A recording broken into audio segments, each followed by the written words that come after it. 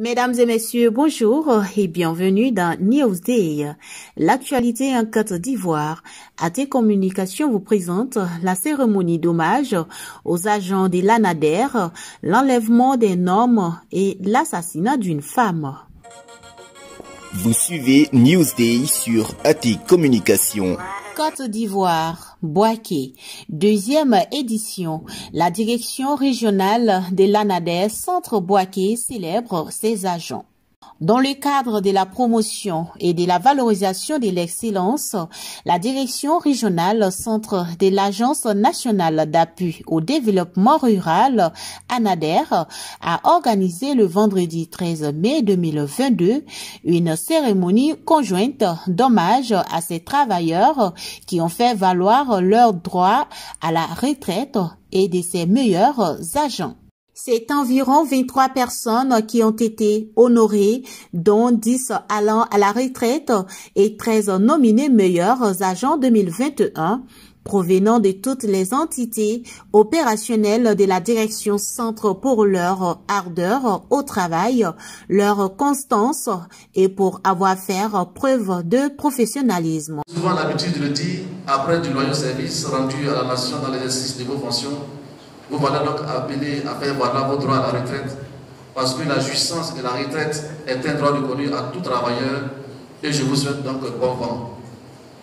À cette occasion, la directrice générale adjointe Kwasi Assing, au nom du docteur Sidiki Sissé, directeur général de l'ANADER, a traduit ses remerciements aux agents honorés pour la qualité du travail qu'ils ont accompli durant toutes ces années passées au sein de leur agence.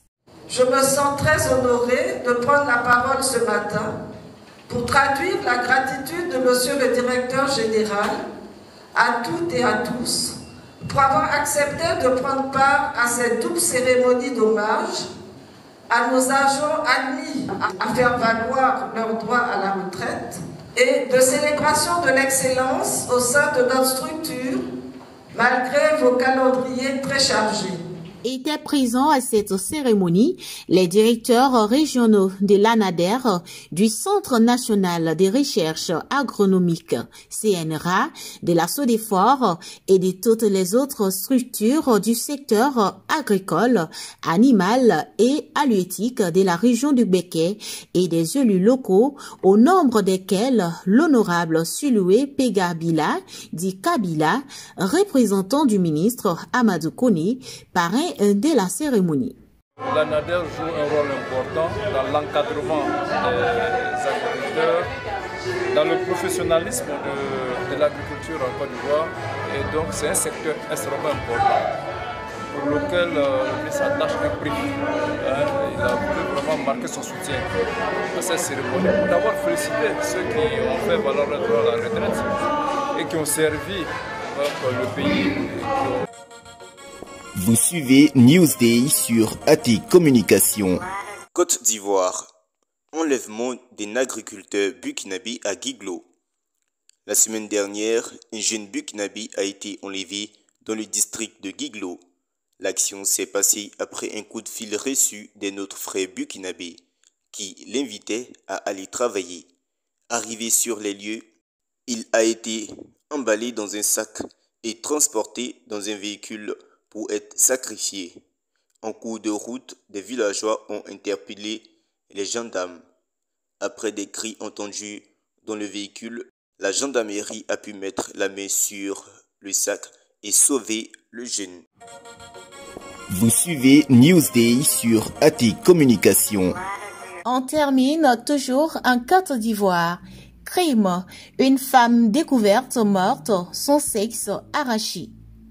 Le corps d'une femme, la vingtaine révolue, a été découvert dans une maison inachevée le dimanche 8 mai à Grand-Laou.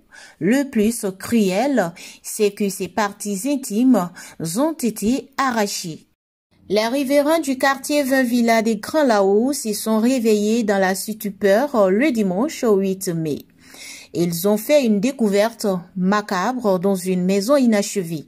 Il s'agit du corps d'une femme en putréfaction avancée, étendue dans l'herbe sur le dos et les jambes écartées. Plus grave, c'est que son sexe a été arraché. Selon les sources, le jour de cette découverte macabre, ce sont les grosses mouches et les odeurs fétides en provenance de cette bâtisse qui ont alerté les riverains.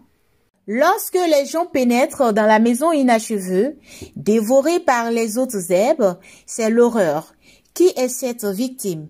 D'où est-elle originaire? Aucune réponse favorable, vu qu'aucune pièce afférente n'a été trouvée sur elle. Qui sont les auteurs de cet acte hautement condamnable? Autant d'énigmes que va tenter d'élucider la gendarmerie qui a ouvert une enquête à cet effet. C'était l'actualité en Côte d'Ivoire dans Newsday sur AT Communication avec Angeline Aïcha Kounadi et Lamine Tapsouba depuis la Côte d'Ivoire. C'était Newsday sur AT Communication.